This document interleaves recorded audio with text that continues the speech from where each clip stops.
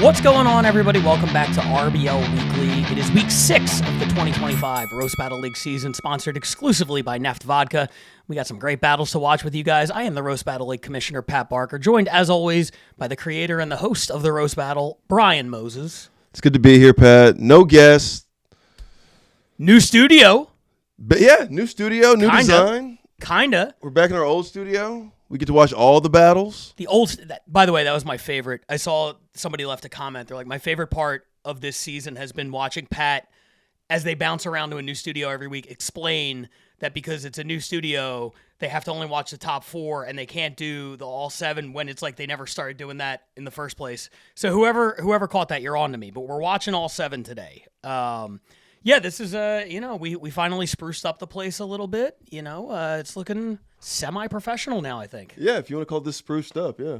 This brutalist look. Compared to where we were. No, this is great. I do feel like a hostage video vibe is maybe most appropriate for Roast Battle. Yeah, I feel like there should be bloodstains behind us. Yeah. Instead of this, whatever, this is shag? No, this is linen. It's nice. Yes. Thank you to our producer Cody for weighing in on the fabric that we're using here. It's I haven't heard him speak up in 100 episodes, and he's like, "This is my time to shine." I know that's linen. AIDS quilt red. Exactly. Busy week for the Roast Battle, and it does not stop. We just got back. We filmed last week, of course, in New York. We ran our live stream at the Comedy Cellar. Believe we're releasing that on the channel this week. Yes, Thursday. I'm sorry. Thursday. A lot of incredible battles at that event. We could talk about that. We could talk about Tuesday. We're in LA. Wednesday, we're in St. Louis. Oh my gosh. Friday, Saturday, Sunday, you have the Wrightwood triple play lined up. A lot of stand-up, a lot of roast battles. I don't know. What do you want to touch on before we jump into these battles? I just want to get into these battles. We got 7 great battles. This is what, week 6? This is we're month 2. This is a long season. I'm excited to talk trash to all these regions. I'm excited about all our regional guys. Cleveland hit me up. They were mad that their guy beat the LA's top guy and Tom Goss, and they were pissed they didn't make the countdown. I'm loving this. You guys, go watch the bonus battles. There's a lot of great battles that don't make this countdown that are in the Patreon that you should be signing up for and checking out why they didn't make the countdown, and then argue with us. Hit me in the DMs. Yeah. No dick pics, please. And then just let's talk trash. That's a great point. We don't advertise the Patreon nearly enough, but there's a lot of good stuff going on there. The WRBL that season has really been heating up. I love that caught on, by the way, and we're sticking with it. Don't even know what the W means. I believe Hartford and Berlin are now tied atop of that thing. Berlin really coming on strong in a bid to try to make the league next year. And then, as you said, all of the extra battles. Like this week, we had 13 different battles to rank. Obviously, you'll see 7 on the podcast today. The other 6, just because they're in the bottom half doesn't mean that they're bad. A couple of them are bad, but there's a lot. There's a few that are good and could have easily made it. And as you said, Cleveland not happy about last week. They want this thing so bad, man. They're trying so hard. They're doing all the right things, and it just has not worked out for them yet. It's a long, long, long season, long way to go. I have faith they'll be fine. Yeah, you'll learn geometry or whatever this is, whatever kind of calculus this is you guys can't figure out. Yeah, or you're just gonna figure out you guys have a learning disability and you won't be able to ever learn this math. I actually have a theory on a lot of that stuff that I want to talk about after our number 2 battle this week. Okay, so let's revisit that. Don't let me forget it. But let's start, of course, with the number 7 battle this week. Thanks, as always, to our ranking committee and Patreon member Mike Gams, who I understand had quite the battle in LA this past week. My boy. Also a regular contributor to our Patreon. He jumped on and was a guest ranker this week, so thank you to him. Thank you to our committee. Let's see what they thought. Number 7 this week, we go internationally. We're going to start in Manchester. Manchester, the current leader in the International East Division, picking up 1 more point this week for a battle that I really liked. I'm excited to watch this one back.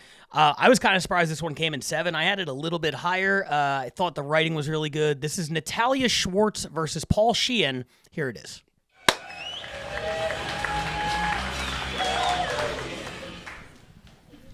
Thanks, everybody.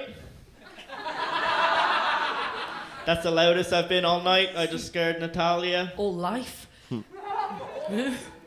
Starting early, okay.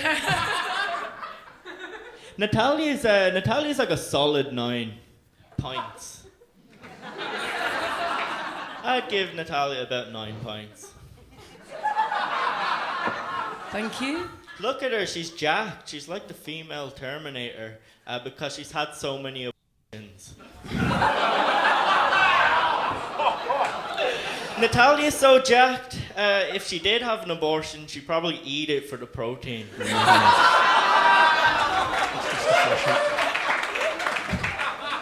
Nom, nom, nom, nom, nom, nom, nom.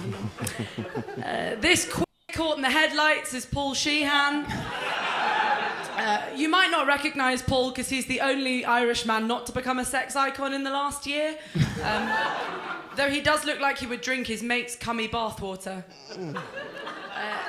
Paul's lips look like a designer vagina. Wow. Don't get too excited. It is appropriate as not much comes out, but he'll let a lot of cock in. Paul diagnosed himself as autistic because he gave up on the looking for a personality. Classic comedian trait. He stims a lot with his hands. He says he's too embarrassed to use a toy to fidget with since his fleshlight got confiscated.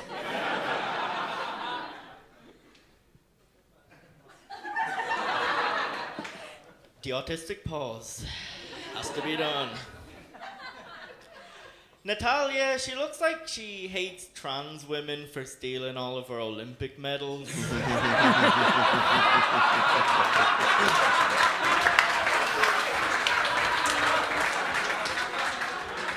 Over to you.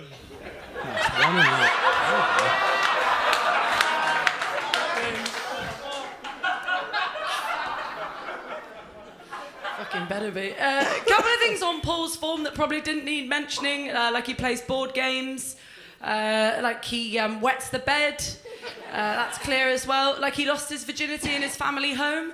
You know what Irish boys are like with their mammies. It's not surprising. Paul watched a lot of porn as a kid, online porn, nothing filthy though, just played a lot of chess. Had to be weaned off though, because his mum did catch him wanking when the bishop took the queen. Really gets off when religious figures take what they shouldn't.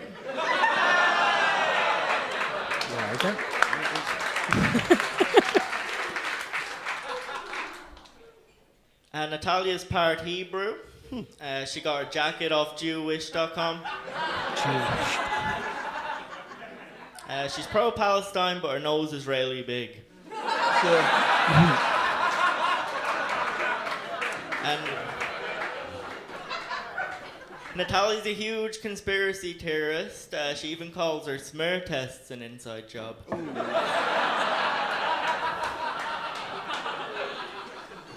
To be honest, I'm surprised Paul can throw any shade. He can throw my nan off a Zimmer frame and she's dead. Paul's a very weak man. Me with my little card. He's got like the hunch stance and a fearful look of a true beta. Beta male, obviously not wife beater. He'd struggle to beat eggs.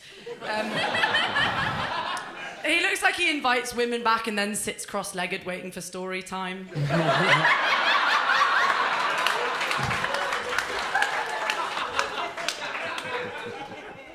I'm gonna leave that there.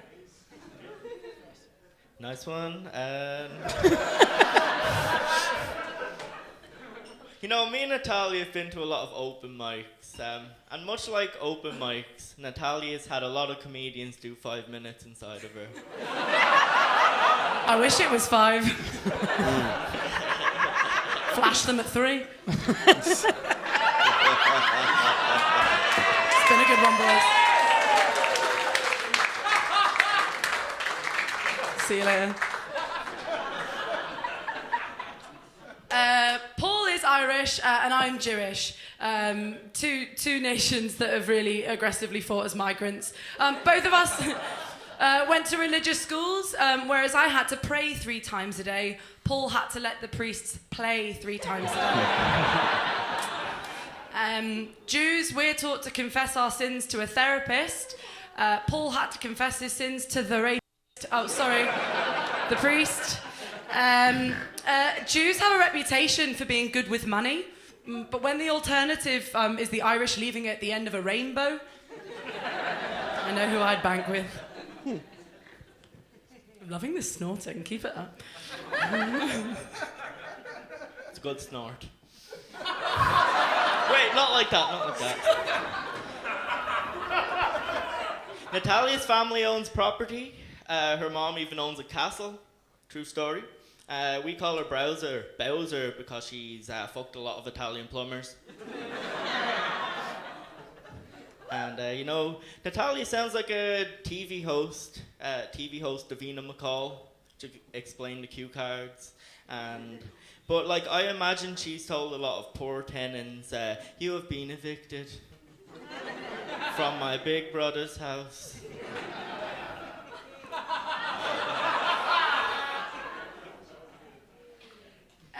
This is a big day for Paul. It is. He's not been the main event since he modelled for Cabbage Patch Kids. He looks like a Chucky doll who's found Jesus. If that Chucky doll was then used to explain to the judge where Daddy touched him. Paul wasn't very popular at school. He didn't write that, I'm just guessing. Paul was actually nicknamed the Haribo Kid, not because he looked like him, but because he was sweet, and the other kids liked getting their fists inside him and sharing him around. That's us. All right, number 7 battle, Manchester.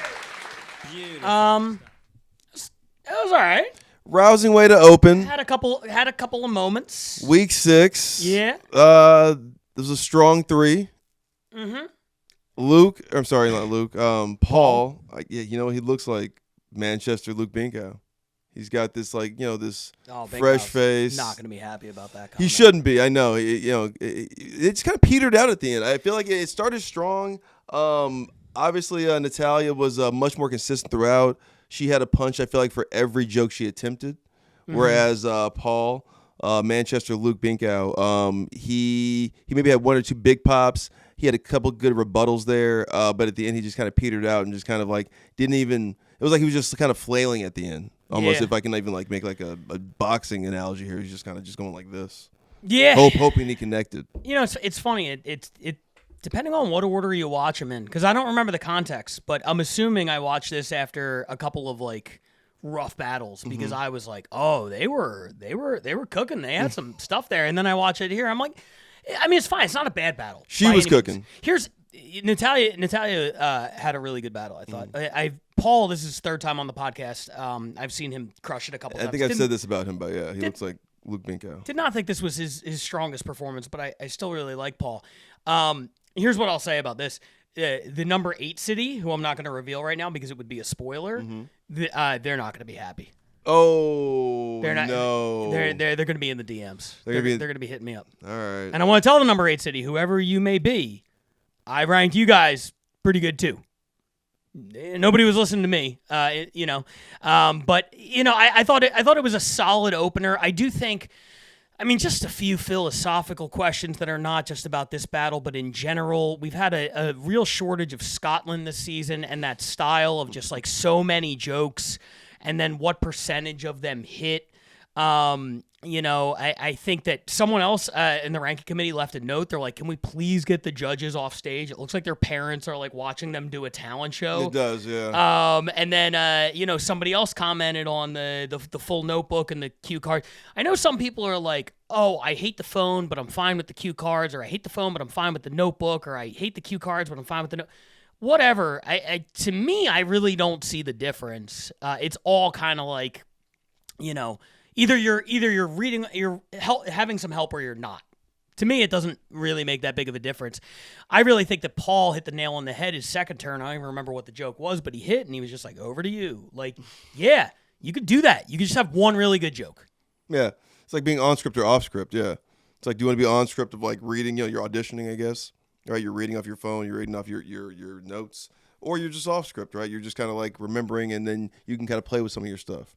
I guess what I'm saying is if you just have 1 or 2 really good jokes per turn instead of 5, it'll be easier to memorize. Yeah, and then you won't need your all that shit up there. All right. It's almost like it's like. Sorry, I got distracted. My watch buzzed. It's syncing with something, and I just like in the middle of the thought, I was like, I don't know, all that shit. No, but it's funny. It's almost like that's like knowing only a few phrases in English when you go if you don't speak the language. Sure. You're just like, all right, I'm gonna know this, and this will get me around. Exactly. Yeah. Don't try to overdo it. Just hello, thank you. Where's the restroom? Where's the bathroom? That's it. That's all you need. So, I don't know. I think that would be a move. And we've seen cities kind of do that, refine their style. We'll be seeing some more of them later in the episode. But solid number 7 battle from Manchester. Congrats to Natalyia, her first appearance on the podcast. For Paul, his third. Punches and bunches. That was kind of her thing. It was just like she had like a jab for everything, I thought. I think that's always a good style. If you're always connecting and you can't not score if you're always connecting, so she always had like a punchline for everything. Yeah, I definitely think she landed more punches than Paul. But solid battle to start us off. Let's go to number 6, and this is fun, man. This is how I know the league is evolving. This is how I know the competition is higher than ever. In season 1 especially, in season 2 a little bit, I would be in the room for a battle. And especially in LA, I would be like, oh, that's going to be a top 1 or 2 battle. Now those battles are 5 and 6. Whoa. The competition has picked up a lot. Number 6 is an LA battle that I could test. Last year might have been number 3. Season 1 would have been number 1. Instead, this year it's number 6 because everybody is coming out swinging. This is from a couple weeks ago in the Belly Room. Really good battle. I enjoyed it quite a bit. This is Ash Casanova going up against Evan Warner. Here it is. When Evan sent me his bio, he said he was bisexual twice, okay? We get it, you suck dick, all right? Evan is such a crazy f***. The only jacket he can't pull off is a straight one, okay? Let it sit. That's actually really well written. Mm-hmm. She distracted. Doesn't Ash looks like her purse is just filled with loose cigarettes?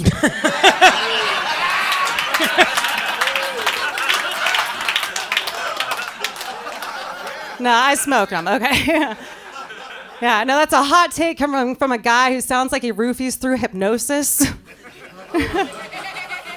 Yeah. Evan is so skinny, he doesn't bang, he just bones. Ash actually failed her SAT test. Sorry, STD test. Her name is Casanova because her pussy burns like an exploding star. It can be seen from miles away. Okay. Evan is a carpenter and his dick is a splinter. It can mostly be found in the fingers of crying children. Yeah, I am a carpenter, but she has way more experience with wood. Got her. One sec. Fuck, I don't remember my jokes because I don't respect her.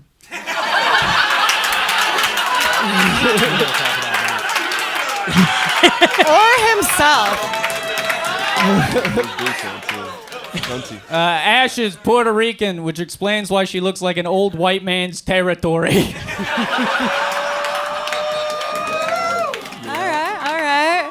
Yeah, keep it going for Jeffrey Dahmer if he just ate the ass.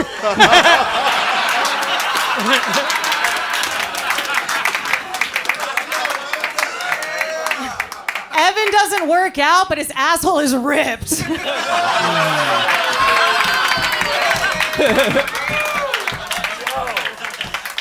Guys, Ash is exactly like a WNBA player. As soon as the balls are out of her hands, you can forget her name. Evan's from Hawaii, and they call his asshole the Big Island. Mostly because it's overran by homeless people. Ash actually makes money by selling things on the TikTok shop. And just like everything on the TikTok shop, you can spend $30 just to use her once. It's well worth it. All right. Okay. Soft finish there. Overall, though, I mean, when you see this like back to back with like a Manchester, and it's half the length of the video, it's 3 minutes as opposed to almost 7, and they packed in more punches. I think watch those battles back to back if you're trying to figure out how to do the roast battle thing. Should I go up there armed with 5 jokes or 2? You know what I mean? I thought for the most part they were hitting. Wasn't a perfect battle by any means, but it was really rapid fire. There were a lot of hits in a short period of time. What did you think about it?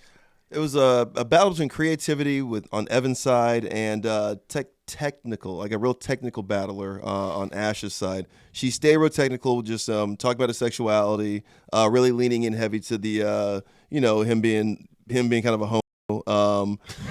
And he leaned into her. But I mean, like, they were really technically sound jokes, so everything had like a real solid setup punch. I mean, she stayed in the pocket of just like, oh, he looks like this person. If it was this person, oh, he doesn't work out, but his asshole's, like just real technical, easy jokes, just about his sexuality. And he had a few jokes that were outside. I mean, by creative, it's like the joke about her essence of the loose cigarette. Doesn't she look like she has loose cigarettes in her purse? Loose cigarettes was incredible. I don't respect her. Oh, here's the joke. She's a whore. That kind of a thing. It's a little. It was a little basic, but for the most part, I thought just technically, I thought they were. She was sound, and he was a little more creative. I think he was creating his own shot a little more than she was. It was nice to watch this battle back because, and I talked to a couple of you guys after it happened. I was the deciding judge on this battle. I think it was 2-1 Ash coming to me. We had 4 judges, which is less than ideal, but I was like, it came to me 2-1 Ash, and I gave it to Ash, and then I woke up the next morning like, man, I think I fucked Evan over. And I told you guys that, and I watched it back, and I'm like, no, I don't think it was crazy lopsided in either direction. I was worried I was going to watch it back, and it was like all Evan, and I'm like, dude, what was I thinking? I thought it was pretty even. What I used as the decider was him forgetting his jokes, which he told me afterwards was intentional. Mm-hmm. It was planned. The whole thing about not respecting her was a planned out bit. He's too good of an actor. I thought he legitimately forgot and just kind of used that as a saver line, knowing that it was intentional. I mean, that might have changed, my thought process on the thing. But overall, that's a battle that, in retrospect, probably should have gone overtime. That seeed pretty even. Yeah, I mean, like, you could say he maybe had 3 to 4, where she maybe had she had 3 to 4. I mean, her 3 to 4 more solid than I think his 2 big pops to maybe his like 1 to 2 jabs he got, and like off of rebuttals.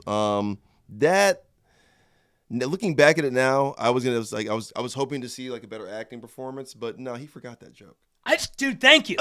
Thank you. He forgot. Evan, come on. Watching it back, I feel the same way. I think now he was lying to me to save face afterwards. I think he forgot the joke. Because he nailed the riff of just like, oh, I forgot because I don't respect you. But then you stayed on the phone too long at that point. Like, had you done it a beat, like, I don't respect you, boom, and then you went like that, I would have like, oh, that was planned. But it was, you stayed there so you could remember it and then recite it off the phone you just read. Yeah. No, you forgot that joke.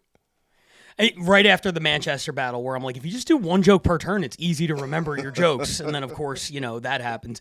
I guess the happy medium is I'm seeing more and more people write their jokes on their hands. Yeah, that is a thing. I mean, just the note cards is fine. Just Jimmy Carr, you guys. I mean, even my dad, he's an old school guy. He's just like, just the phone. The phone does take, it seems, everybody out of it. It doesn't matter what generation. The phone takes them all out of it. If you note card it or even like take like a clipboard or something like that where it seems a little more presentable, you know, almost like a Comedy Central roast or a Friars Club roast, it feels a little more professional, like you're taking it seriously. And don't read the jokes off of the thing, whatever the thing is. That can go for auditioning too. If you have it in your hands and it's your turn, you sneak a peek at it and then deliver it, that's fine. Right. Because you don't want to blank out like that. It was the best at times. It was the worst at times. Come on, guys. This isn't your 13th grade class. I thought it was a really solid battle, though, and I stand by like that in previous seasons that could have been a top 4 battle for sure. Now things are not so easy for LA this season, as we will see in the standings. When we had no battlers, sure, that's a great battle, but that was a number 6 battle. You're right though. That Ash Casanova has a thing about just being technically sound in the pocket. I think when she figures out really that she's just like almost a Floyd Mayweather type. Mm-hmm. Where maybe like he's more defense. I'm saying just like from a technical standpoint, she might be one of the more technically sound battlers in the league when it comes to just like staying in the pocket, writing a traditional setup punch joke. I agree with that. Yeah, and also in official roast battle, competition, she only has 1 loss ever to Angie Stroud, but that was during the offseason. So official RBL, She moves to 8-0 with that win. Wow. Across 3 seasons. So that's there's not a lot of people in that breathing that air. That many wins without a loss is very, very impressive.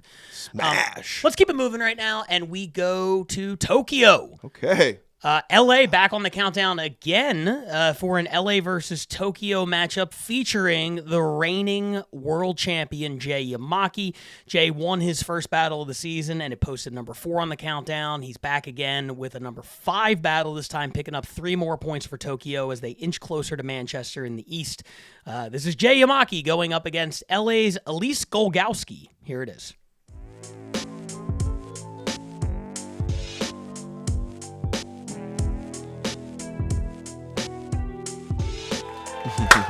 Make some noise! Battle. America! Japan? Let's roast! Yes, Oh, Jay, thank you for escaping Azkaban to be here. Yeah. You're a real serious hack. You look like you became a magician so people would invite you to birthday parties. Like, his wizard name would be Weird Al Bukkake Witch. Lovely. That is very nasty. Thank you. Very good. Earning your sugar cubes. Excellent. Elise posted a picture on her Instagram of her brandishing a hunting rifle in front of a Christmas tree. In other words, she's from Florida. She Yeah. Okay. We smoked meth together before this. Yeah, thank you for that. Oh my God. Remember this happened to Why him did in you bring your London, too, family against here? Jack? They're part of the show. I can write them off too. Might be for the best. Right. Okay, this is really happening, so be quiet. She posted that picture the day she realized that Santa was entering the country illegally. Up until that point, she'd assumed he was American because he's white like Jesus was. And yeah, I know I look like Jesus. I know. Well, actually, I am Jesus, and I'm here to tell Elise that, stop praying for the Jews to go away. Nah, you're not my Jesus, because my Jesus doesn't sound like he has cum stuck in his throat. Not just sounds like. How do you think I got to be world champ? I know. Man. I know you can't tell from looking at him, but Jay does have a job. Yeah. No, I did. Thanks, Dad. No, Jay does have a job. He works for a video game company, but Okay. Christ, guys, shut the fuck up. I guess I'm roast battling him next. No, he's doing it to himself, I think. I think so too, yeah, right? No, he works for a video game company, but he told me not to mention the name because Japan is hypersensitive about people knowing that he's fucking a blue hedgehog. Oh. Tough to do. Yeah. Elise had skin cancer on her nose, but thankfully the doctor found it, but sadly 3 Nepalese mountain guides died on the expedition.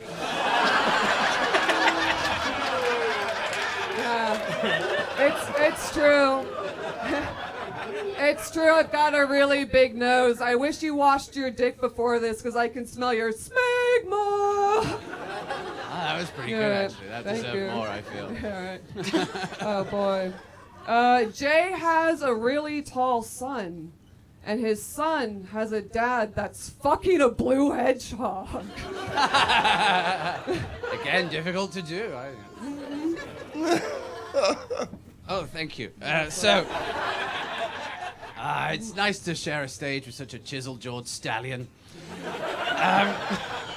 If Elise looks excited to see you, it's because you said hey and she thought it was dinner time. Nice. But remember, guys, no matter how much hey you give Elise, doesn't mean you can take advantage. Nay means nay. It didn't stop me from fucking your wife last night, I'll tell you that. I wondered why she seemed happy. You're welcome. Oh, man. No, this guy is pretty funny for Johnny in Too Much Debt. Oh, man. No, honestly, Jay looks like a genie that lives in a dirty shower drain. But, like, instead of granting you 3 wishes, he just fucks 3 blue hedgehogs. Yeah. I really went all in on the blue hedgehog. And the blue hedgehog went all in on Jay. Yay! That's why he was late today. I know those spikes, man, honestly. Elise looks like she voted against herself using women's bathrooms.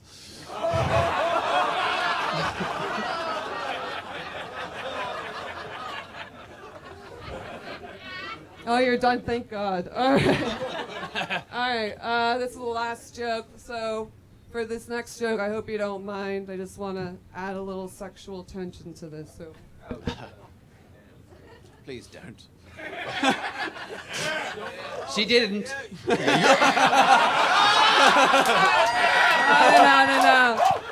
I know I have the upper body of a 10-year-old boy. That's why Jay's been coming on stage this whole time. All right.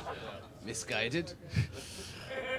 That's weird to go on this blue hedgehog. Have a sip of that. Sorry, go for it. Need to take my ivermectin now. Go easy on the roofing next time. All right. Sorry, the shirt change took way too long, so we'll wrap this battle up soon so Jay can go back to playing the pan flute to get the rats out of the city. It works. Yeah. But, no, someone actually told me that Japan has no homeless people. So why the fuck does Jay look like this? Right? Jay told me that he used to break dance, which, like, come on, if you're gonna lie, at least be believable. But I think he used to break dance so he could use the piece of cardboard for housing. He does look like a pirate, so it makes sense that he would live in a shanty. Yeah, I hate it when my jokes go on too long. I don't know about you guys. I really hate it. It really annoys me. That does. It's terrible, terrible performance. Sorry. Elise has like a kind of a low southern way of speaking. She sounds like Eeyore if we referred to Tigger as a T-O.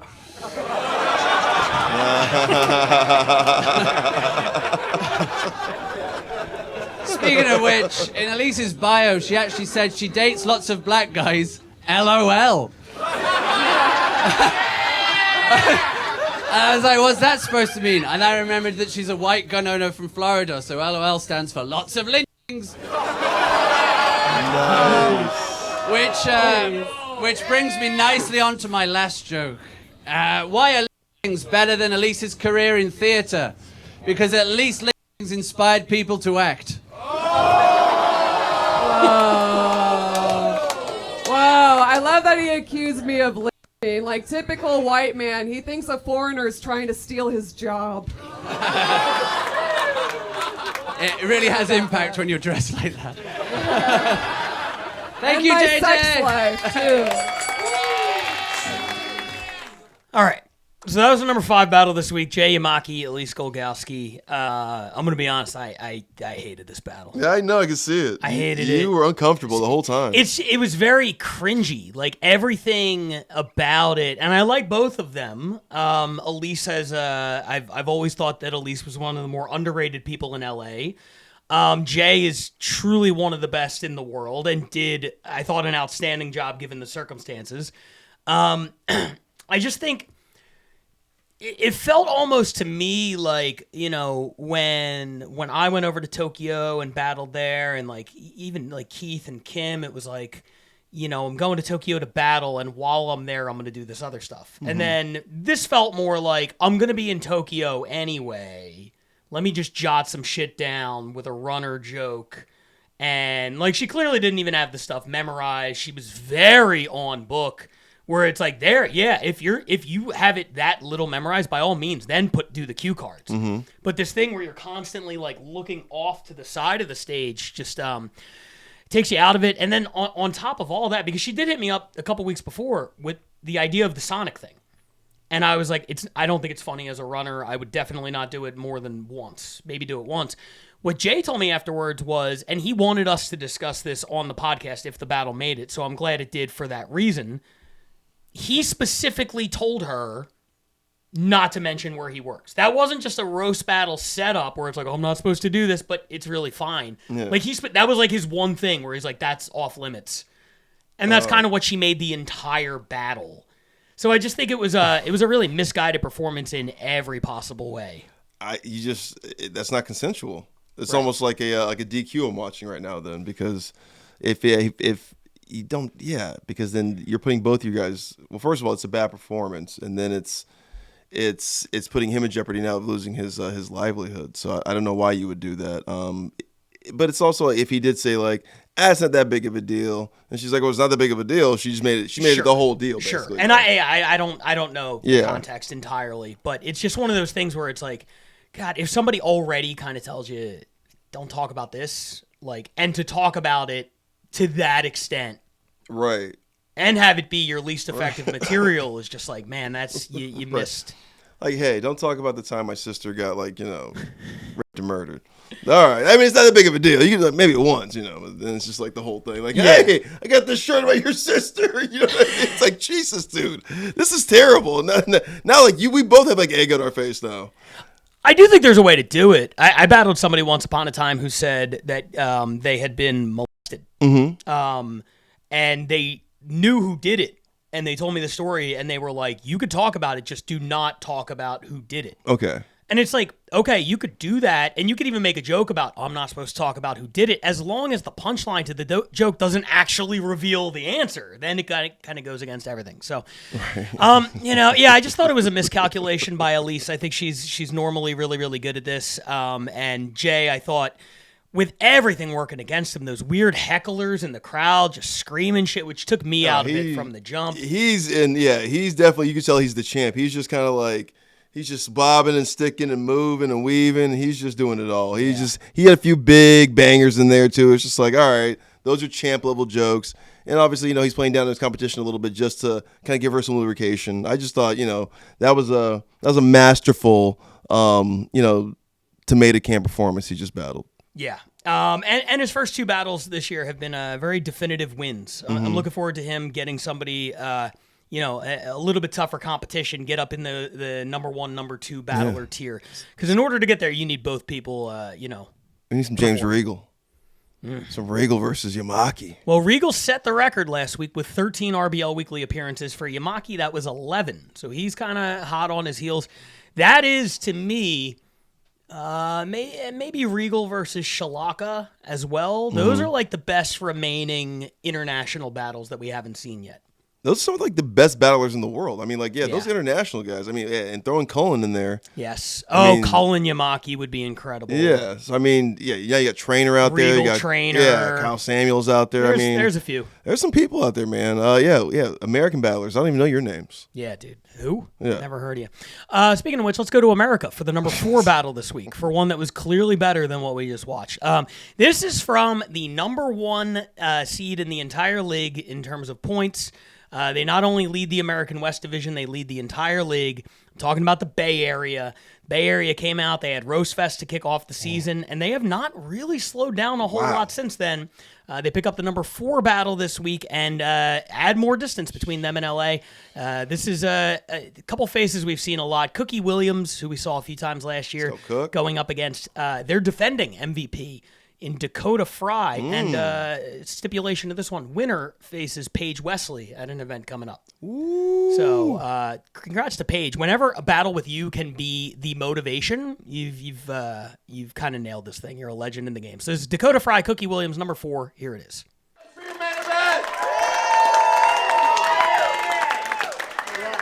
Hey, everyone, come on, give it up. I love Cookie. Give it up for Cookie. Come on. It's been about Cookie. Cookie's from Stockton. She lives in a Section 8 toll house. I don't know what kind of cookie she was named after, but it wasn't no Thin Man. Cookie looks like when I'm trying to sneak candy into the movie theater.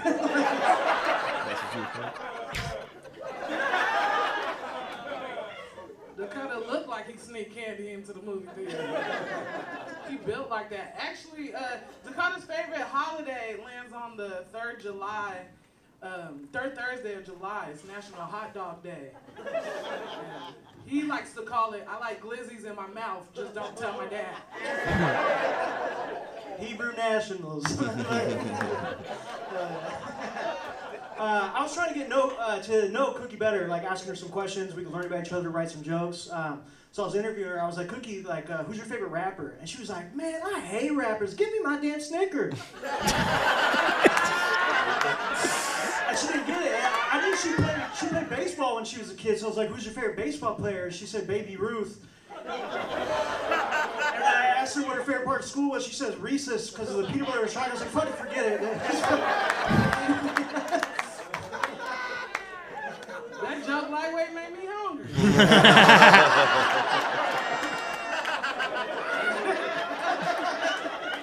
You said a Snickers? Hell yeah. Fun fact, Dakota was raped by a woman with Down syndrome.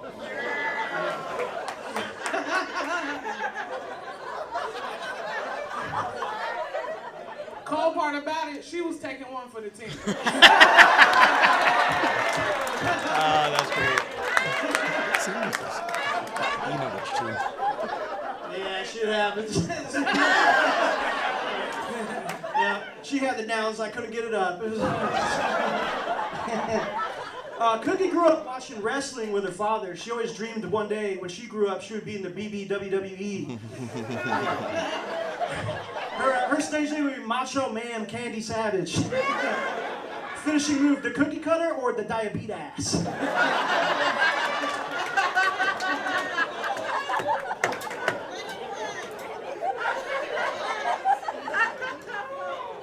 I didn't know he was gonna tell y'all what we do in the bedroom, but let's go. Hey, besides being Dakota used to get molested as well. And to get through it, he would start like writing and make movies and whatnot. He also played guitar, so to get through it, he joined a band and they would tour around and go to different places. The name of the band was called Jews for Jesus, and their #1 song was "Touch Me There Again."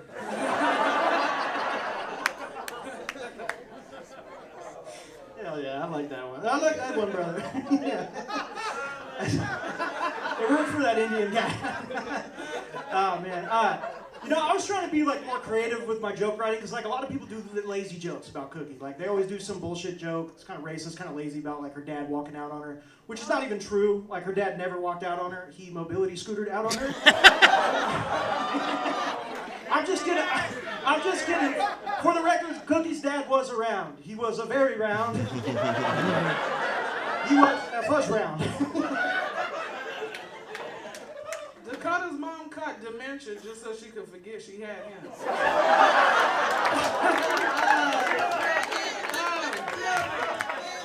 Dakota dresses like he gets his clothes from the community, what is it called? I'm sorry. He dresses like he gets his clothes from the community lost and park, the lost and found from the park, but he just doesn't wash them before he wears them.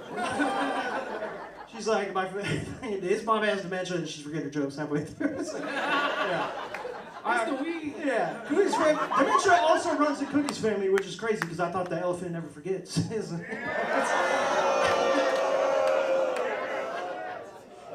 She'll be fine. Ding, ding, ding. All right. All right, Dakota Fry, Cookie Williams. I had high expectations for this battle when it was announced, and I thought it was solid. I think I've seen better from both of them, frankly. Dakota picks up the win. He will battle Paige Wesley.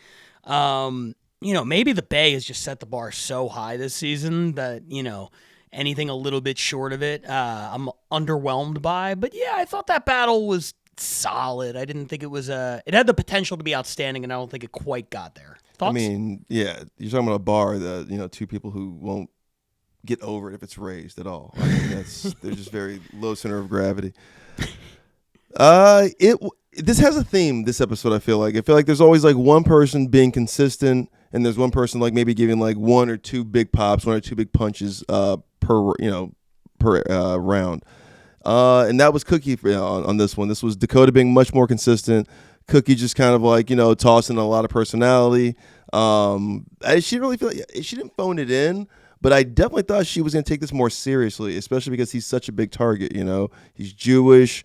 This is a survival of the thickest battle. They're both kind of big. You thought you hear maybe more fat jokes, maybe some Jewish jokes, if we're just going off some surface level stuff, or just to hear about Dakota. He's divorced, right? He's this looks like a landlord and a tenant. There's so many things they could have talked about here, like dynamic wise. They just didn't really get to it. They almost like they were saving their feelings to maybe they'll battle somewhere where there's more on the line. I don't really know. Yeah, it was interesting. I feel like even Dakota, from his perspective, and I respect the fact that he made note of it, like, a lot of people do like hacky, like racial shit. It seemed like he wanted to steer clear of the racial stuff, which I appreciate. Mm-hmm. But it was just a lot of cookie and candy puns. Yeah, like does she have a family? Yeah, like what's up with her marriage? Just stay away from the racial or the body shaming stuff. Let's talk about Cookie. Who is Cookie? Yeah, and then dive in. Like, does she have a career? What was she doing before this? Right. I don't know anything about her. I just know that she's light skinned. And she has that's the devil. Yeah. Yeah, no, that was the Jewish devil. The devil took you over there. That was it. And then, of course, the other theme on this episode is people either like reading from the book or forgetting their jokes, or having the thing off to the side of the stage. Cookie did the worst combination, which was she was still checking her phone for every joke, and then still managed to forget a joke. Like 3 seconds after she looked at her phone, she couldn't remember the phrase "lost and found." It was kind of clunky. But like the thing that I think is great about them is that they're both such big personalities that it's impossible for them to have a bad battle. Correct. Even when things aren't connecting and they're not on their A game, their B or C game is still better than most people's A because they're so likable. Right. Even that second joke when I forget what it was, but it was the one about candy bars, mm-hmm. Or maybe it was the cookie one, and she was just like, that lightweight made me hungry. Yeah. It's like, it made me hungry. Like that was a big thing, and the one about the Down syndrome girl, and she was the one taking the one for the team. That was my favorite joke of the battle. I think if Cookie had landed like maybe one more of those, she might have been able to take it. But as it stands now, the defending MVP, Dakota Fry, now 2-0 on the season. Now with, I believe, 9 RBL Weekly points, which gives him 13 fantasy points. So if you picked up Dakota Fry in your fantasy league, that's a great start to the season for you. Yeah, he's in mid-season form. He and Jay Yamaki. It's almost like they're kind of like playing with their food a little bit sometimes. It's like they know they're going to win, but it's almost like, all right, well, let me go ahead and sprint now. We're on the last 50 meters kind of a thing. Like, they're punching themselves out at the end of the battle kind of a thing because they know they're going to win. But they got to battle some stronger people. I'm not saying that Cookie or Elise aren't like formidable people, but I feel like with those guys' skill level, especially because they battle so regularly. Yeah, they got to battle some better people. Well, Dakota's about to, because you cannot take Paige Wesley lightly. You cannot go in with just like a bunch of puns and expect to beat Paige. I mean, Nate did. I was going to say, yeah. Most people, maybe, who knows? Maybe that's the only way to beat Paige. Yeah. But I think she's going to be his toughest test to date, and I'm excited to see that. Let's move into the number 3 battle this week, and to me, the top 3 battles kind of outshine the other ones. There was a pretty big gap between 3 and 4. These were the ones, and a lot of people had each of these next 3 battles at the top of their list. There were 11 or 12 ballots that went out. I think each of these got multiple number 1 votes, so I'm excited to break it down and see which was your favorite when we get to the end. But let's start with the number 3 battle. This is a 3-round battle from New York City. It's been a quiet start to the season for New York, but one of the frontrunners for Rookie of the Year, who is also tearing it up in the WRBL, more on that in a minute, Charity Gregory, going up against Sarah Barnett, who we've seen a bunch on this program before. It's a 3-round battle. It's New York submission this week, and it's the number 3 battle. Here it is.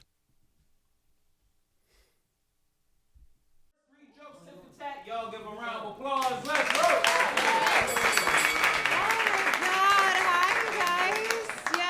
Give it up for my opponent, a jack-o'-lantern that made it through the winter. Doesn't Charity look like she was breastfed oat milk? That did okay.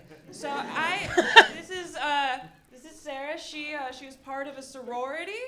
The girls would say, "Woo, let's ride the mechanical bull," and then Sarah would say, "Oh, go ahead."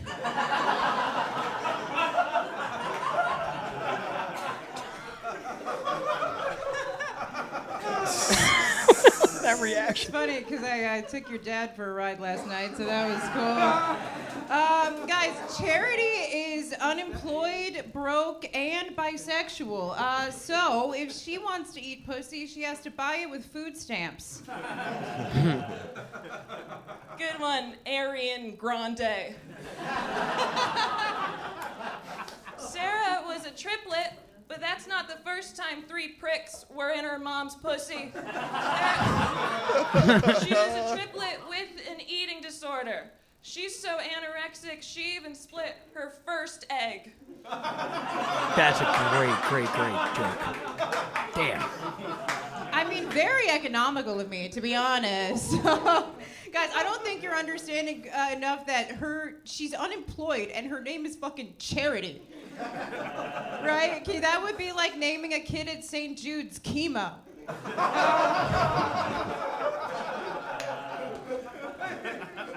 Dude, doesn't Sarah look like she only swallows cum after it goes through a Brita filter? Delicious. Give them a round of applause. It's round 2. Y'all give them a round of applause. Let's roll.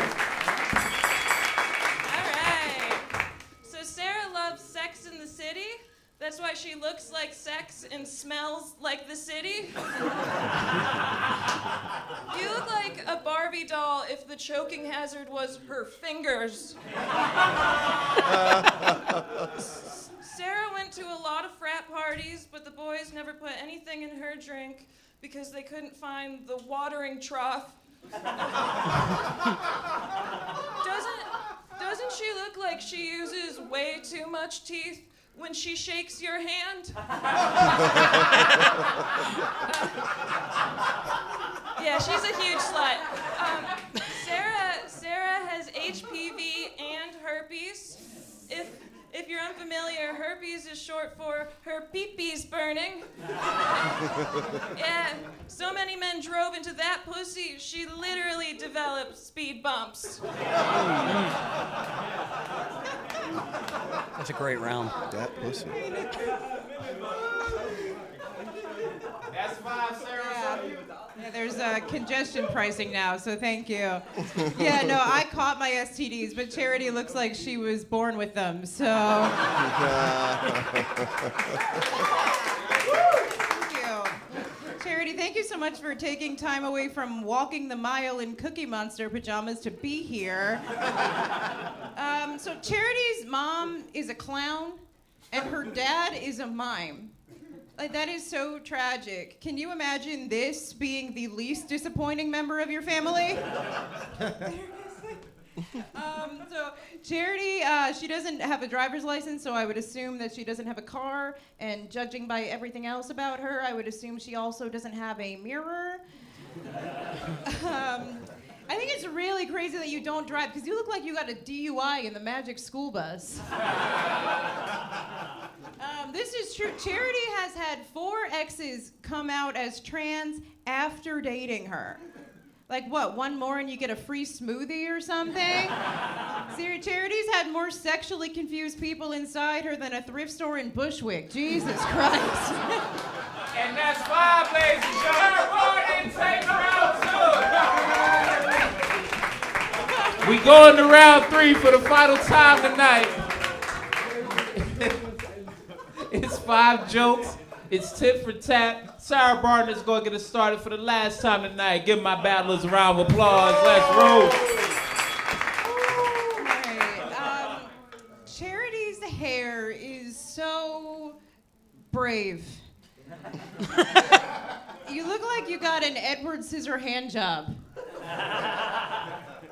My hair is almost as brave as the men who fuck you without a condom.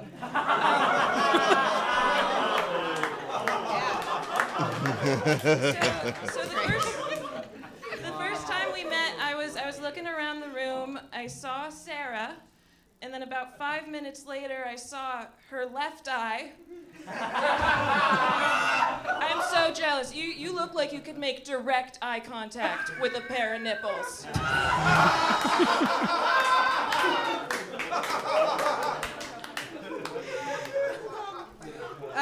Charity told me that she goes in and out of the closet a lot. Honey, if those clothes were in that closet, everybody already knows, okay? And where was this closet? A Subaru dealership? Jesus That was a really good one. Regina George, Jar Binks. I don't know who Sarah that is. was a triplet who was taught by nuns and then joined a sorority. In other words, she was hated by 3 groups of sisters. Charity has told me that she's dated a lot of autistic people because the call is coming from inside the house. Sarah was raised Catholic, but don't you worry. She left the church as soon as she heard that Jesus was black. She's a bit like Jesus because she also offers her body to everyone at the table.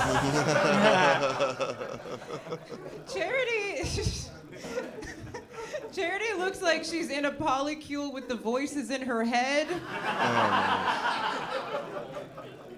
Okay, well, so this is fucked up. Sarah lost her virginity on the toilet. It's kind of crazy because usually when men have sex with her, they're the ones on top of human waste. No, dude, on the toilet, you came the same way Elvis died, ugly. I didn't come, first of all. We have to wrap this up. Charity has to get back to writing fan fiction about people she knows in real life. That's awesome. I just think it's amazing that she looks so old and so young at the same time, right? Right? It's like, I can't tell if you're 12 or if you've been dead for 30 years. Oh, man, it's been an honor battling Lindsay Lohan if the movie was called Herpes Fully Loaded. I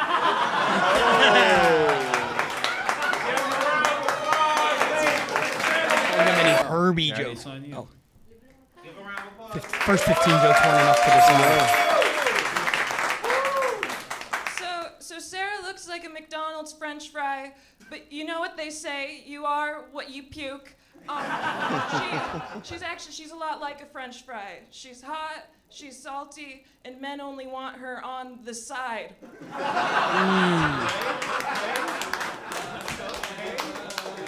Always the side, never the bride. It's true. Well, if I'm a French fry, you're an ice cream machine, because you don't work, bitch. I'm gonna leave it there. Someone who did not prepare a 16th joke. Tell him, Commish. How dare you show up without a 16th joke prepared?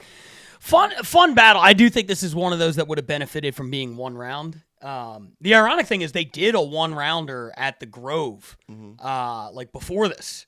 And, I just think you take the greatest hits of that one, and that would have been fire. Because there were some really high highs in this battle. I thought there were some outstanding jokes in this. It was a pretty good 3-rounder. I mean, like... It was. Yeah. I mean, like, again, it's somebody's more consistent than the other. But I thought, honestly, through 2 out of 3 rounds, I thought they were both very consistent. And then, obviously, Charity kind of, I think, showed up, and her personality showed up a lot more. And the joke writing showed a lot more.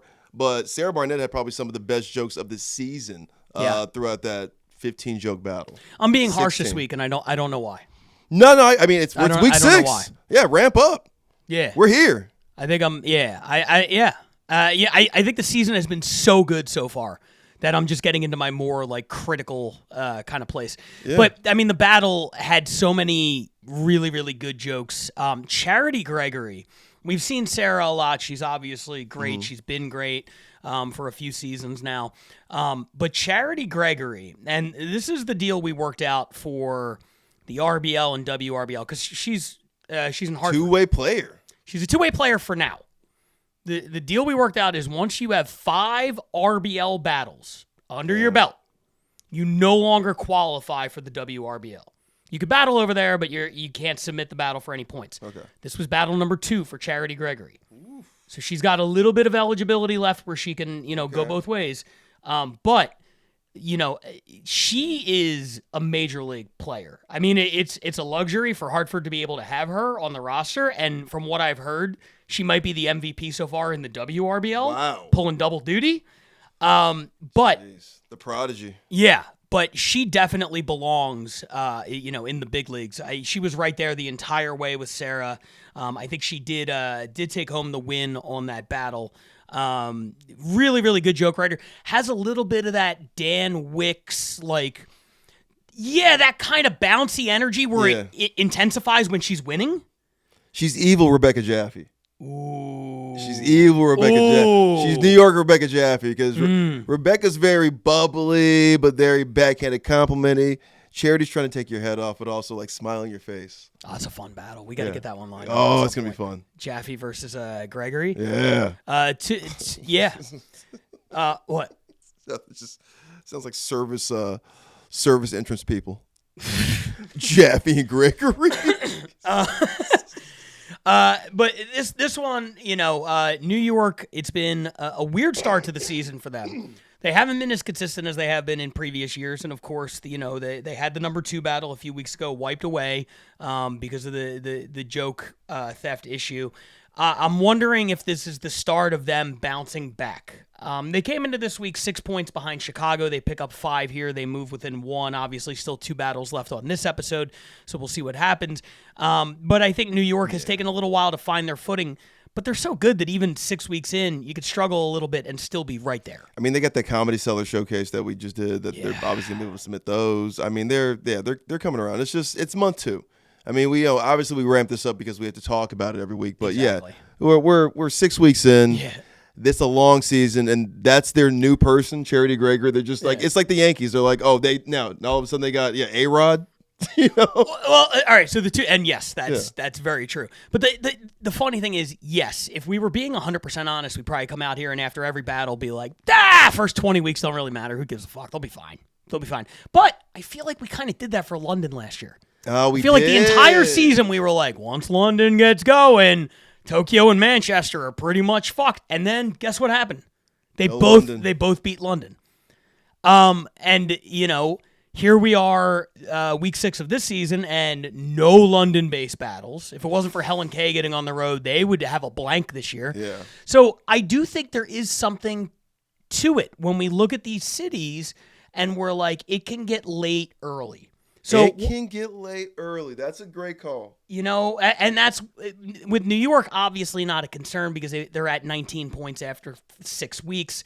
Not insane, but certainly within striking distance. For a couple other cities who we'll talk about in a little bit, I would get to the point where it's like, I'm not worried, but you definitely have to be paying attention. Toronto, you're on the clock. And I hate to say that because I saw one of your better battlers in the opening week of the season, and that battle didn't get submitted because there were so many other good battles in on the Bay that Area. card. Yes. Yeah. Sucks because that was a great battle. Will put on a great performance, and that should have got points for Toronto, but that was opening weekend. Yeah. I mean, there was just so many good battles, and they didn't submit you guys. And you can't rely on other cities to submit your guys if they don't have at least a top 2 battle of the night. Yeah, Toronto, I still haven't seen a battle from Toronto this season because the first 4 weeks, they didn't run a show till March 28th. Week 5, they submitted last week, but I was traveling. I didn't get the chance to watch and rank. And then this week, there was apparently a technical error. They tried to send a battle, and it didn't go through. So Tariffs. 5 out of 6 weeks, beyond their control, but no battles submitted. So they really got to get it going. They moved to the big room at the Toronto Comedy Bar, and so hopefully the production value will be up. The battles will be up.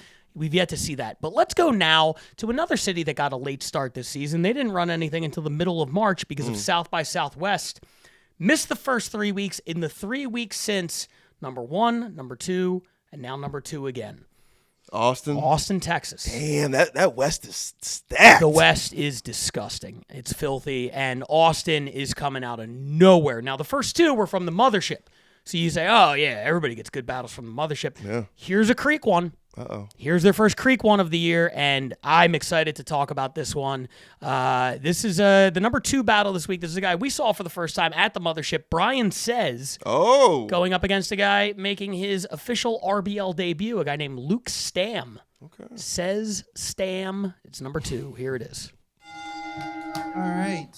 It's good to be here with Luke Stam, looking like the evil version of Luke Stam. Luke has resting Rick and Morty face. He's also got resting on the couch body and wrestling with his sexuality mustache. Brian says a lot of things, but one thing he's never said is quiet down, the movie's starting. You guys love to talk during the movies, man. What is a movie? Yeah. Who goes to the movies? One thing Luke always says is, pass the popcorn. Can you please pass the fucking popcorn? Can you please shut the fuck up? I paid for this. All right. Fat versus black, huh? Is that how we're doing it? He's not that fat by Austin standards. All right, I'm ready. Thank you, Russet Potato Head.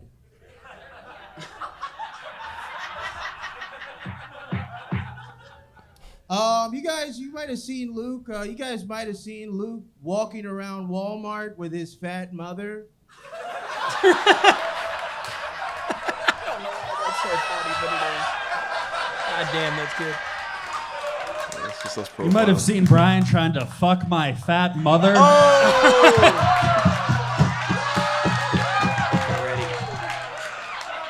You might have seen I did fuck his fat mother.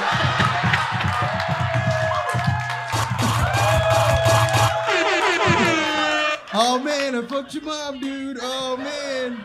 Someone had to do your hair.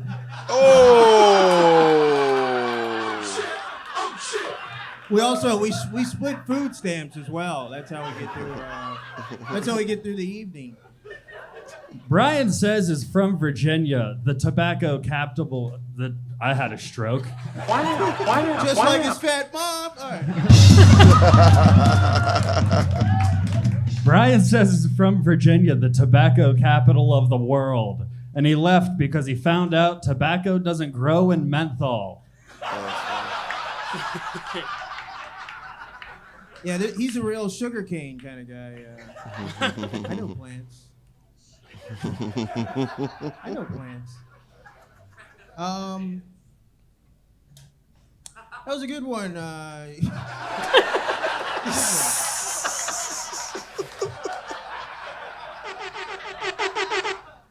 Thanks for paying attention. Yeah, it's cool. It's cool we get to hang out here. You know, I'm me, Luke, looking like the lesbian Dr. Robotnik. True. Yep. Luke looks like Dr. Robotnik if he was trying to defeat Sonic, but not the hedgehog, just the fast food restaurant.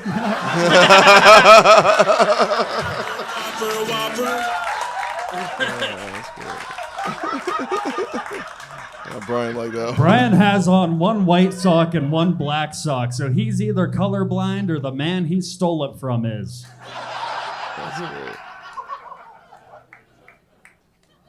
Your mom's fat. She would have made your laundry match.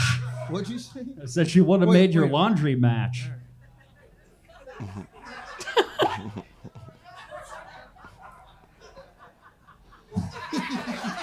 All right. I'll just let it sit. Cool. It's, Luke's up here looking like the white nutty professor. Good one. Did you know this is something you might not have noticed, but actually, if you take Luke's glasses off, the mustache stays. Why wouldn't it? That whole thing was insane, Brian. Yeah. There's still a rapist underneath, though. You have to watch out for that. Brian says has a Hitler mustache, but no one notices because it's usually covered by a police officer's knee.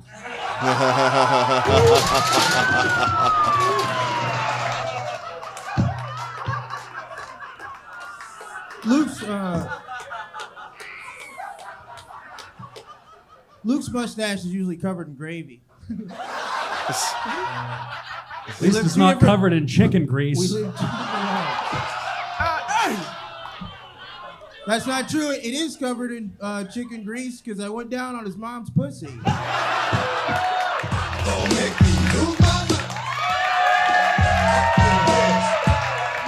I love Austin. You guys have done well, 5 jokes, but you guys can go as long as you want. I got more. You guys can do whatever you want to do. Yeah, Brian says looks like a... Nigga, what? Go ahead. All right. Ladies first. Whoa! He called him a girl. Holy shit! Luke's got tits, but I'm a girl. We just make it up as we go. All right. Am I going one more? He goes one more? We're just done. Yeah, you guys will do one more. Let's go one more. Okay. Thank you, Scotch Egg. Some of them are just for me. But yeah. Luke, if you're here, who's in the basement yelling, hey, Mom, where's my fucking dinner?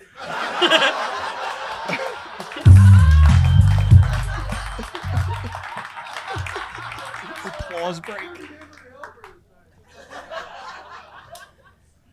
Brian says looks like a Muppet with AIDS, not because of gay sex, but because he was born in Africa. What the hell? That was just racist, guys. All right, that was just racist, guys. Right. Fat versus black. Brian says versus Luke Stam. I have a thought, but first I want to hear what you have to say. You saw the battle. It was number 2 this week. What do you think? You can do anything in Austin. You really can. You can say anything. Any premise is fun. I think that when it comes to laughter and lubrication, which helps in live performance, especially in the comedy genre, that's the best place to do it. Austin. It seems the Creek in the Cave, the Comedy Mothership, everything is rolling. You didn't have to, with Luke, there wasn't a lot of below the surface. There was a lot of stereotypical stuff, but done with a very modern twist, I thought. Very funny, right? Played to the room well. Some takes and some classics, right? If we're talking chicken grease and fucking fat white women and, officer with his knee on my face to cover my Hitler mustache. It's a new one on the Kanye take. I thought that was funny. And then Brian was playing with Luke being thick, which is your rule. If they're bigger than you on stage, they're automatically fat. Yep. So he got to play with that a lot. So it was black versus fact, as Brian kind of broke the fourth wall and said. It was a lot of fun, not a lot of below the surface jokes, but I thought if we're playing silly and stereotypical fun banter, these guys had a lot of chemistry on stage. That leans perfectly into the point that I'm about to make. After this battle ends, because they, sometimes they send me the full clip with the judging and everything, no matter how many times I beg them, just start with the first joke and end with the last joke. They send me 3 minutes before the battle, 6 minutes after the battle.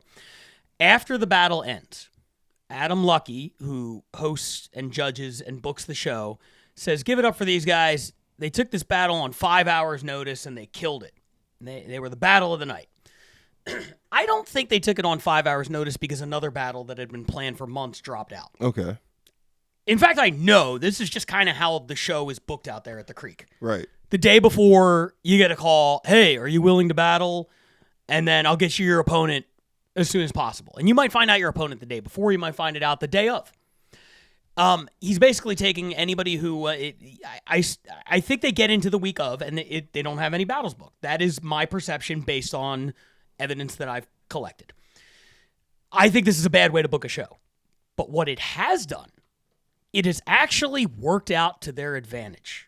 In spite of all logic, the cities that struggle the most, see if you agree with this, the cities that have struggled the most over this season and the previous seasons, the Torontos, the Clevelands, the Vancouvers, to a degree outside of Shelley, Atlanta. Mm-hmm.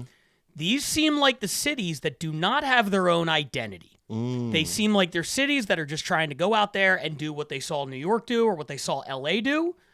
And they have carved out no identity except for putting out a battle that is probably not going to be as good as the people in LA and New York who have been doing it for a decade. The Bay Area is full of weirdos.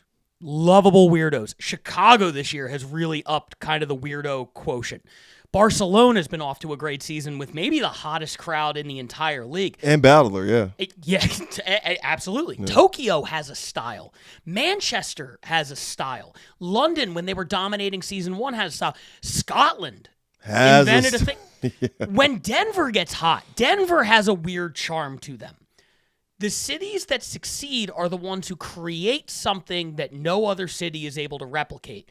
And because these battles are booked on such short notice, the battlers have to get comfortable riffing off the cuff because they don't have enough good written material. So that's when you get into the things like, oh, yeah, you're fucking my fat mom. Oh, yeah, I did fuck your fat mom. Of all the cities that do off-the-cuff stuff, nobody hits more consistently than Austin because the crowd expects it. And out of necessity, they have to do it because I don't think they had enough time to sit around and write jokes. It's a lot of street ballers. Yeah. It's a lot of pickup basketball. And you'll see it even when they go to the mothership and we book the battles weeks in advance and they had time.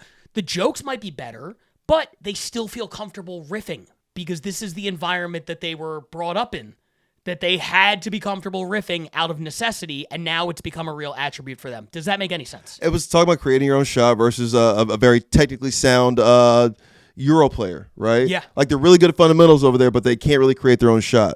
These guys are creating their own shot the whole time. They're doing the whole Harlem Globetrotter thing because, out of necessity, because you're right.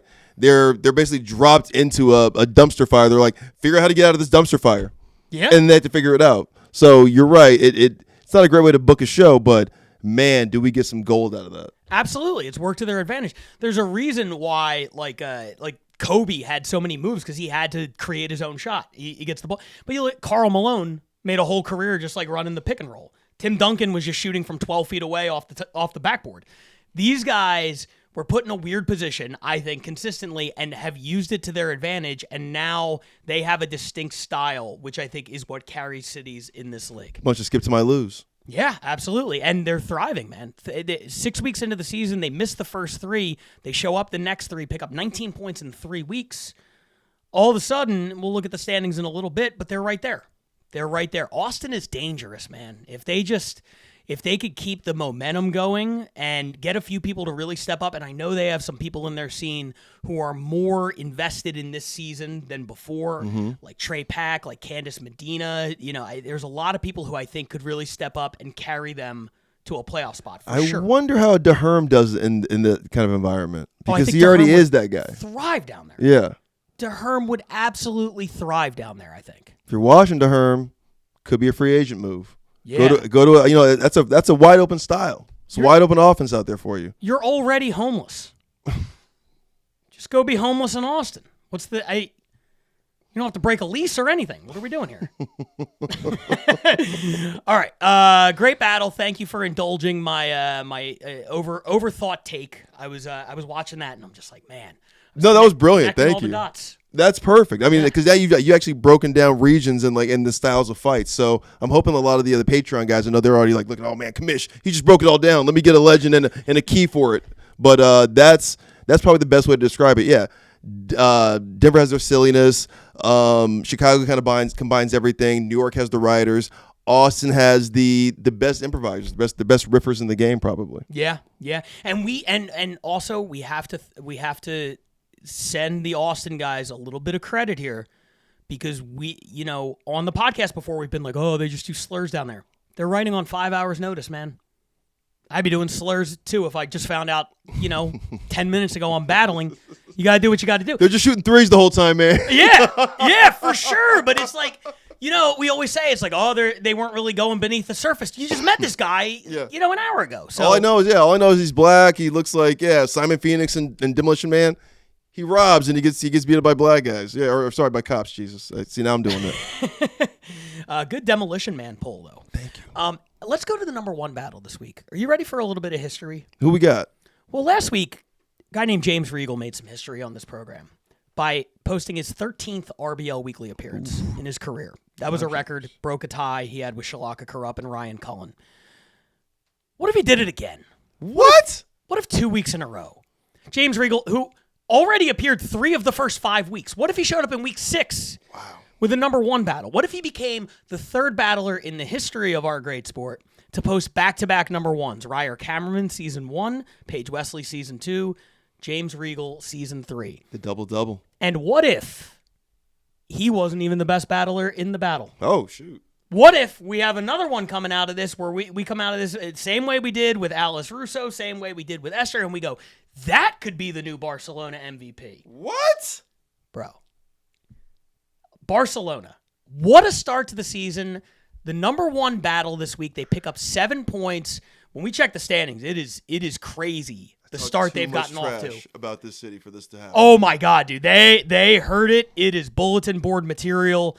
And boy, this battle to me was the clear-cut number one this week. There were a lot of opinions, so I might be wrong about that, but I really love this one. Full disclosure, this was my number one.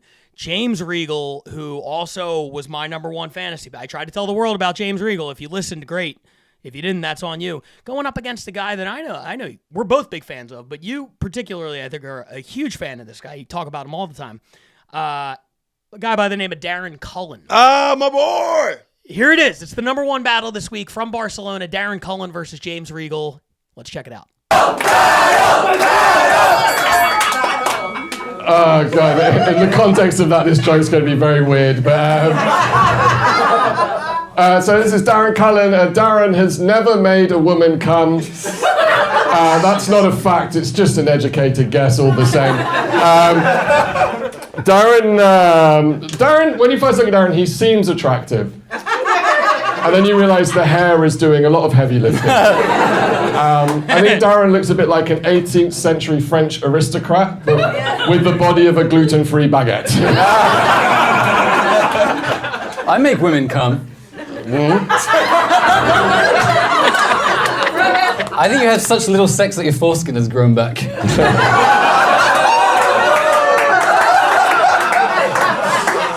This is James. James is 43. He's British. He's Jewish, which means he'll colonize you and then complain about the deal that he got.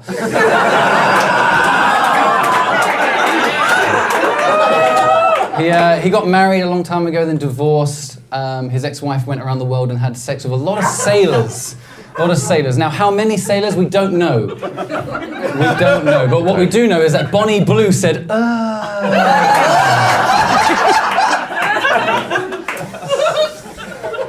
That's right, I am Jewish. You look a bit like a sort of fun rabbi. You sort of synagogue in the morning and DJ in the evening. Darren looks a bit like a member of the Night's Watch if what they were watching was YouTube videos of artisan cheese.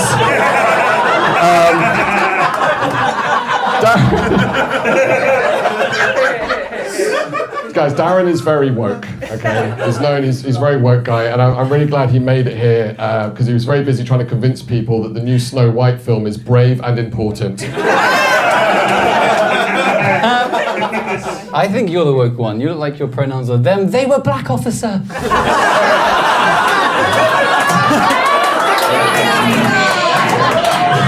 That's good.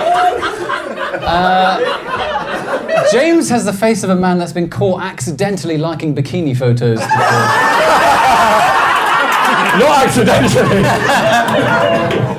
This is a true story. When James was 16, he got caught by his mum calling up a sex line. She was furious. She said, "James, don't call me at work."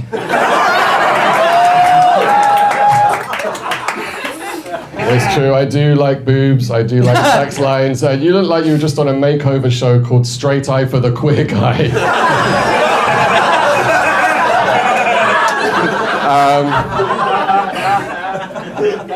Darren likes to say that he looks like Jesus. Very presumptuous to think Jesus was a white man, Darren. Maybe not so woke after all. Darren doesn't drink. He's very boring. If he was Jesus, he'd go to parties and turn all the wine into water. He also doesn't believe in God, and by the looks of things, I think the feeling's mutual.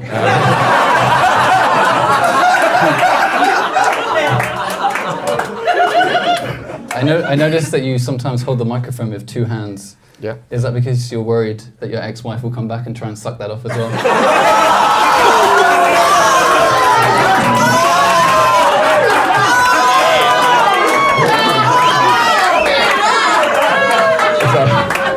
She's never coming back.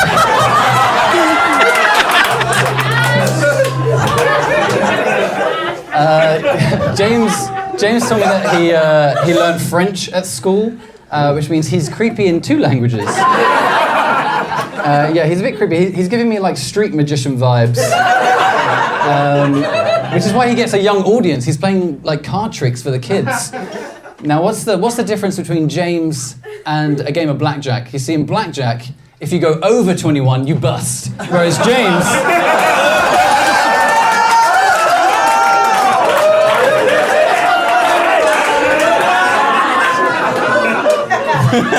There's a lot of perverted girls out there that like this for some reason. It's not my fault. Where was I? Darren told me he does karate, but his body is carroty.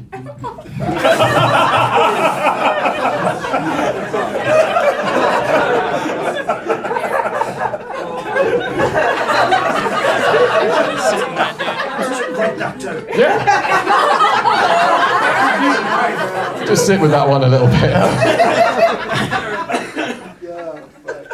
Is that okay? So no, that was it. Yeah. You what's your martial art? Taekwondo. Don't touch the kids. It's actually judo. Judo.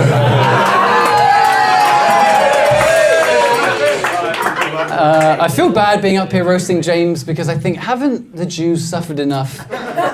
No, they haven't.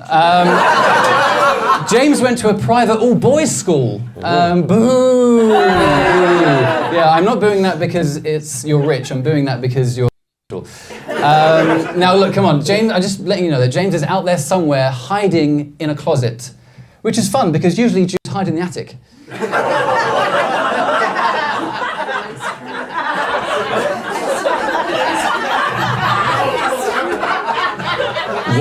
Woke Darren, everyone.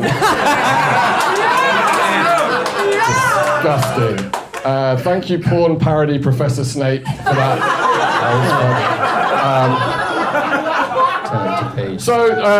My friend Darren here, he's not just a brilliant comedian, he's also a failed actor. And I'm not surprised, because I went on his casting agency's website and I found his acting CV. And it's just a list of things he's not good at, basically. It's very sad. And I thought, do they all do this? And then I looked at one of his competitors, another English sort of good-looking guy called Matthew M. And on his list of things, he says, athletics, high ability.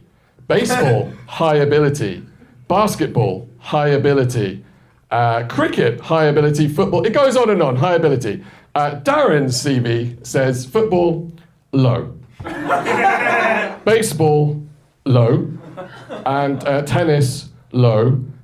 Frisbee, low. Yeah. But that one shocked me a lot, because I know at least 7 people that have caught something from Darren. Long walk to get there. Good joke. You got some writing on your hand there, is that? Mm-hmm. Oh, it's a Jewish thing, sorry, my bad. Yeah, just above your mum's phone number. James told me once that he crashed a car into somebody's house and like smashed through their living room. Mm-hmm. Is that true? Yeah. Yeah, that's bad. He was speeding. That's James, always doing 40 and a 20. Wow.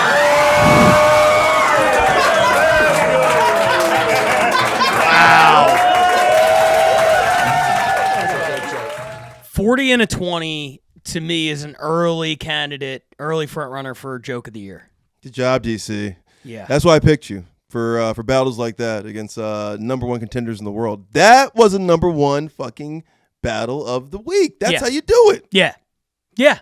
They weren't trying to do too much. There weren't too many jokes. It was just like, how can I make every turn as good as possible? And there were so many home runs in that. And what I love from Darren, I mean, obviously, James is one of the best joke writers going today. I think undisputably a top 10 battler in the world. Probably you could make an argument even higher than that. But for Darren to take note of the fact that he has his jokes written on his hand, he holds the mic with two hands sometimes. This is something you couldn't do back in the day when the battles weren't filmed. You know what I mean? I love the people who take we have access to all the game tapes now. You know, and clearly Darren did his homework. He was very, very prepared, and he had a couple of, really killer jokes, and he built towards it. He closed so strong. I think, it turns 3 and 5. He was just landing haymakers left and right. Even looking at his phone here and there, just to, refresh himself too much. Wasn't looking at it too much. Nobody really even noticed he looked at his phone. No. I mean, he was so comfortable, had really, really, really killer material to spit back at James. All the things that were rolling off his back, he just kind of rolled into. It was so comfortable. That was a guy who was dialed into his own game. I mean, just from the offset of the battle. James, man, that was I've never really seen him take it on the chin so much. That was almost like watching him battle Luna almost. That was different. It feels like when he battles not Logan or not Paige, he's kind of out of his element. No, I mean, I think it was just a trap game. I mean, you come over to America, you do 3 battles in 2 weeks, and then you go back to Barcelona, and you're like, I'm going to jump on this. And make no mistake, him and Jay Yamaki, these guys are battling every month because they want to win the championship for their city. Cullen's right? no slot. I mean, that's a former champ in Barcelona. No. You could tell. I mean, that was... I don't think that was an upset. That looked like Cullen was supposed to win that. He handled that pretty handedly almost. I mean, Regal came out there with a couple, even that long walk you were talking about. He does the textbook thing of just hits him with oh, you're right, your hand. Oh, it's because it's a Jewish thing. Yeah. Right in your hand. I mean, just took all of whatever energy you had, whatever momentum you had, took it all right there with that quick boom. Yep. Just that quick observational just riff right there. Career performance for Darren Cullen, and we saw Alice Russo and Alba Phillips last week had a great battle. We saw Esther versus Jamie Lerner. When James was in the States, I was talking to him because James is really selfless kind of guy. I don't think he wants to be the face of Barcelona. I think he just knows it's going to help them the more he battles. And he's like, I would love to make the playoffs and not be the MVP. I think he thinks people who run their cities, some of them are like, good, I could be the champion. I could do this. And others are like, man, I don't want to, because it's a bad look for people to be like, oh, he runs the show and he gets all the benefits from it. And I told James, because the season hadn't even really started yet, I was like, dude, if Barcelona's going to make it, you're going to have to be the guy. And now I'm like, maybe not. Maybe not. There's lots of guys in Barcelona. There's lots of guys who could be the guy. Esther could be the guy. Darren Cullen could be the guy. You know, he was telling me all season, before the season even started, about Alice Russo. There's a lot of talent there, and we're seeing out of them what we saw out of Tokyo last year, which is coming off of Roast Fest. All of a sudden, there's this invigorated energy in the scene, and you're seeing guys step their game up the same way Tokyo did from season 1 to 2. Barcelona did it from 2 to 3. So very impressive to see. So maybe that's the move then for these guys. Instead of maybe doing a whole tournament, it's you get your best guy, and he just doesn't run. Yeah. And hopefully he hits the countdown so you guys can start with some points. I mean, think about that Toronto. You had Will out there already. Maybe you just send him to more places, Ice can't go everywhere. Well, you know what? That's a great point. Scotland is about to try to get even with Barcelona, or at this point, play a lot of catch-up. And one thing they're going to do, I don't know if you saw the Manchester card that just got released. It's happening, I think, tomorrow night. Whoa. In Manchester. Ryan Cullen, Kate Hammer, and Jack Traynor all going to battle in Manchester. Okay. On the same week where Scotland is doing their next event. They're way behind the 8 ball, but they're pulling out all the stops, and it's going to be exciting to see. Let's take a look at the standings before we get out of here. In the U.S. West, the Bay Area now leading the entire league with 29 points. L.A. right behind them at 23.5. L.A. actually has the second best total in the league. Still feels like a little bit of a slow start for Los Angeles. And then Austin flying up out of nowhere. 3 weeks ago they had nothing. Now they have 19, so they're kind of right there. In the East, Chicago still leading the way with with 20. They missed the countdown this week. New York closing in. They now have 19. Here we go. And Atlanta has 7, which of course means the wild card right now is LA at 23.5. Austin and New York tied for second in the wild card at 19. The addition to that wild card is going to, the last week of the season is going to be nuts, I think. And then internationally, you'll get the West. Barcelona 23, Scotland 2.5. Vancouver 1, Toronto 0. Barcelona absolutely dominating international competition in both the West and the East. Over in the East, Manchester with a 14-12 lead over Tokyo. London and Sydney. Sydney got on week 1. London has 2 Helen K road battles. Other than that, we've seen nothing out of those guys. I don't know what to do, man. I mean, I love those 2 cities personally, but man, come on. I need you, Sydney. I need you. London especially. Where are you, Shalaka? The London drop-off has been it's been crazy. Palpable. It's something to see. Season 1, it was like they are going to win that division 20 years in a row. Yeah. And now it's like, where have they gone? Berlin's going to be there next year. That's what it feels like. Oh, very possible. Helen K also battling on that Manchester card. Manchester's bringing in all the hitters they can. They're like, no, we're not falling victim to this Tokyo roast fest shit again. None of this sophomore slump. Let's go, Manchester. Exactly. Great start to the season. Any takeaways from this episode? Anything you want to talk about before we get out of here? Barcelona. I talked a lot of trash about you guys. I've seen we went over there last season. I got to see some clips about me talking trash about you guys. I take it all back, just like the Bay Area. You guys, you and the Bay have really made me eat crow this season, so I'll keep eating the murders of crows you guys are feeding me. Keep knocking this shit out. You guys are killing it. Darren, Cullen, I picked you for a reason. Yep. You're the man. James Regal, 14 appearances on the podcast, and had the number 1 battle last week of last season, which means of the last 7 weeks, he's been on 5 times. He's been number 1 3 times. One of the best runs we've ever seen. Congratulations to Barcelona. Scotland, you got your work cut out for you. You got to catch up. It's been a hell of a start to the season. I'm excited to see what comes next. Check out roastbattleleague.com for all the information, all the merch, all the tickets. We're coming to a bunch of different cities. Keep an eye out for that. And stay tuned in 2 days on this channel. The Comedy Cellar episode drops. It was an incredible episode. You guys are going to love it if you haven't seen it already. That's it for me. For Brian Moses, I'm Pat Barker. What do you want to tell him? Let's roast!